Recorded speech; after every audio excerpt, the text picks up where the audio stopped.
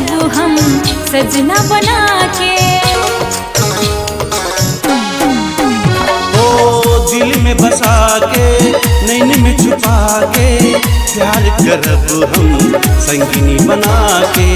दिल दा देला प्यार कर लेला जीवन के डोर अही संग बांध लो।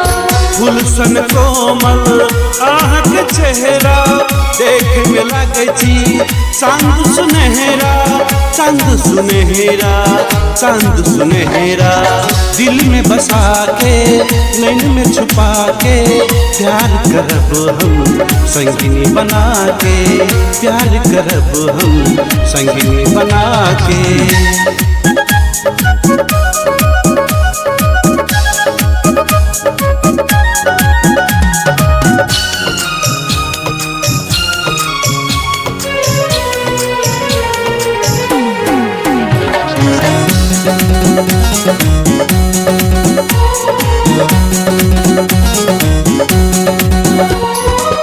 स्वर्ग के पारी धरती में झरल छी तिरछी नजर से मन महलई छी।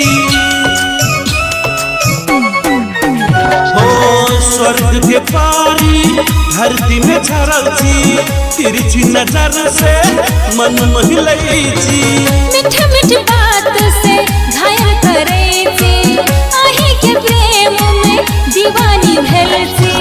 कोयली सन बोली मिठ मुस्कान अही में रहैया हमर ध्यान अही में रहैया हमर ध्यान। दिल में बसा के नैन में छुपा के प्यार करब हम सजना बना के प्यार करब हम संगिनी बना के।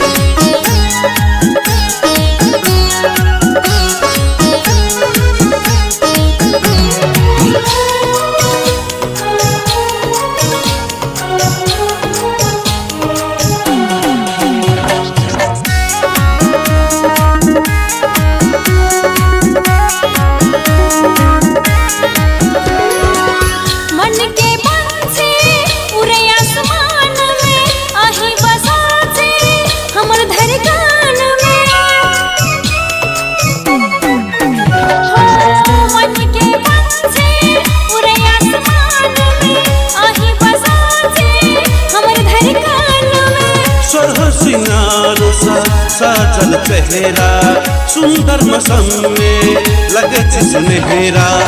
आहा की सूरत दिल में बस गेला आहा से हमरा प्यार भ गेल आहा से हमरा प्यार भ गेल।